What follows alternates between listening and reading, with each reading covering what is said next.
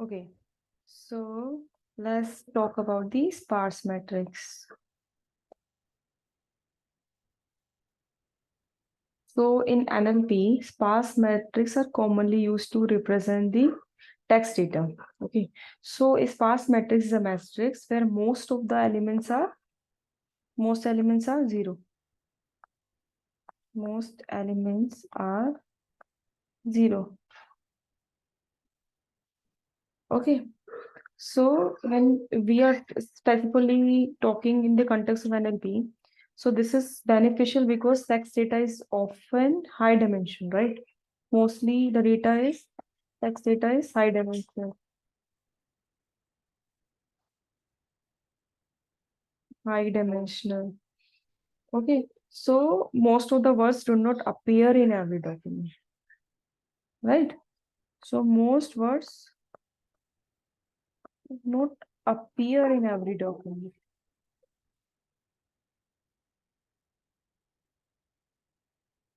Okay, so let's consider a simple example. Okay, so where we have 3 documents and we have a vocabulary of 5 words.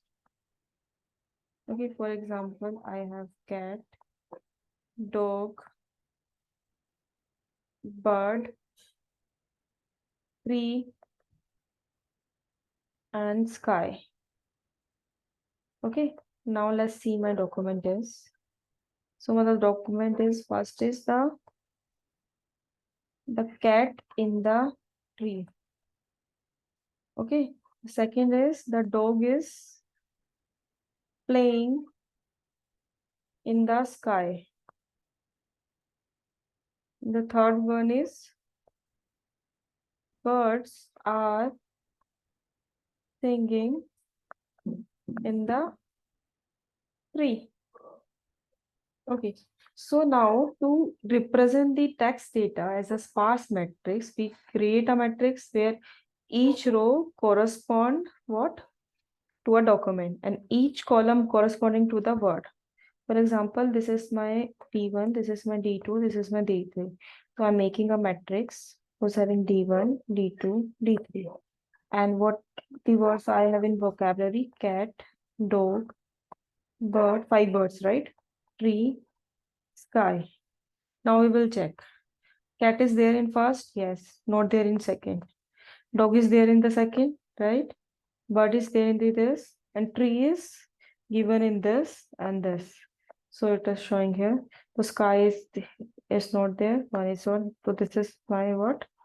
Matrix. So this sparse matrix represented is what? It representation is memory efficient because most of the entries, this is the memory efficient. Why? Because most of the values are zero. So it is the common to use the sparse matrix formats like when we are compressing the sparse row. Okay, what we called it? CSR. Compress sparse row.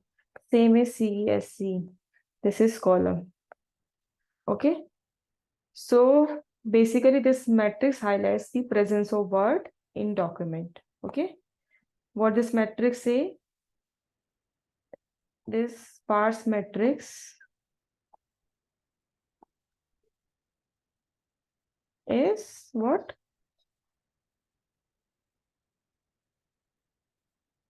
Is highlights the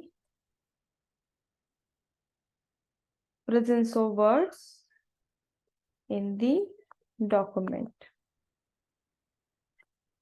Okay. And making it useful representation for various NLP tasks. What are the tasks we have? Text classification. And another example is the where we are retrieving the information. Okay. So this is the simplest way that I taught you what is the sparse matrix. Okay. So thank you so much.